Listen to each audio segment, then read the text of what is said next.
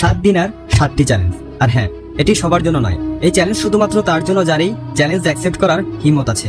দেখো, নতুন বছর মাত্র শুরু হয়েছিল, আর নতুন বছরে অনেকে নিজেকে বদলানোর প্রমিস করেছিল হয়তো, কিন্তু ইচ্ছা থাকা সত্ত্বেও তারা নিজেকে বদলাতে পারেনি।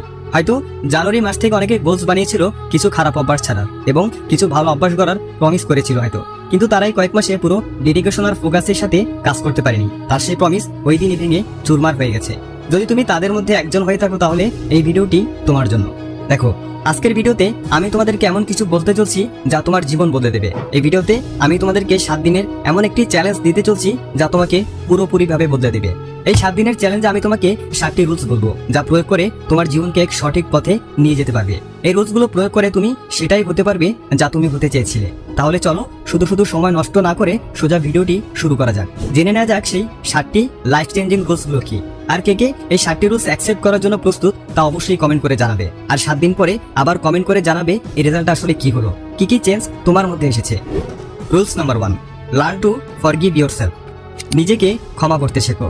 আমাদের এই রং বেরঙের দুনিয়ায় কোটি কোটি মানুষ বাস করে, আর তাদের সবারই ভুল হয়ে থাকে। হতেই পারে কেউ বড়লোক অথবা গরিব, শিক্ষিত অথবা অশিক্ষিত, ছোট অথবা বড়, সবারই ভুল হয়ে থাকে। কিন্তু তাদের মধ্যে কিছু লোক এমন হয় যে এই ভুল থেকে শিখে আর সেই ভুলকে ভুলে সামনে এগিয়ে যাওয়ার চেষ্টা করে।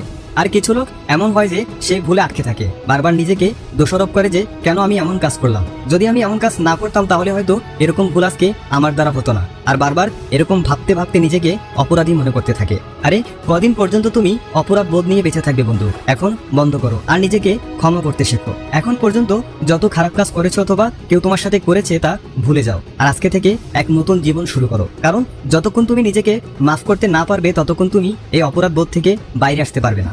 এজন্য আজকে এবং এখন থেকে নিজেকে মাফ করতে শেখো, আর আজকে থেকে এক নতুন জীবন শুরু করো। Rules number 2, focus on your goal. নিজের লক্ষ্যের উপরে ফোকাস করো। আজকালকার মানুষ ছোট ছোট প্রবলেমে এতটাই দুর্বল হয়ে যায় যে সে তার জীবনের আসল লক্ষ্য থেকে দূরে সরে যায়, যার জন্য সেই পৃথিবীতে এসেছে।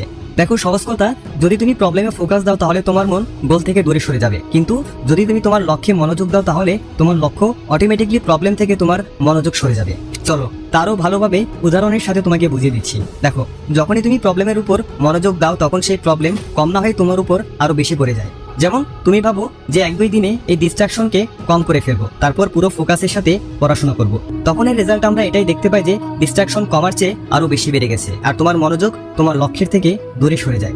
কারণ তুমি মনোযোগ প্রবলেমে দিয়েছো, তোমার বলে দাওনি। এখন এই সিচুয়েশনকে রিভার্স করে দেখি। ভাবো কাল তোমার পরীক্ষা, আর তোমার কাছে পড়ার জন্য শুধুমাত্র একদিনই আছে। তাহলে এখন তুমি মনোযোগ শুধুমাত্র লক্ষ্যেই দেবে, প্রবলেমে নয়। তুমি ভাববে যে আজকে আমার এই চ্যাপ্টারটা কমপ্লিট করতেই হবে, এই চ্যাপ্টারটা রিভাইজ করতেই হবে। তাহলে এখন এই দুনিয়ার কোনো ডিস্ট্রাকশন নেই যে তোমাকে পড়া থেকে দূরে রাখতে পারে। এখন তোমার কাজ শুধুমাত্র তোমার লক্ষ্যের উপর, প্রবলেমের উপর নয়। দ্বিতীয়ত, তোমার কাছে এখন সীমিত সময় আছে, এই জন্য এখন তুমি বিনা ডিস্ট্রাক্টেড হয়ে পুরো ফোকাসের সাথে নিজের লক্ষ্যের উপরে কাজ করতে পারবে।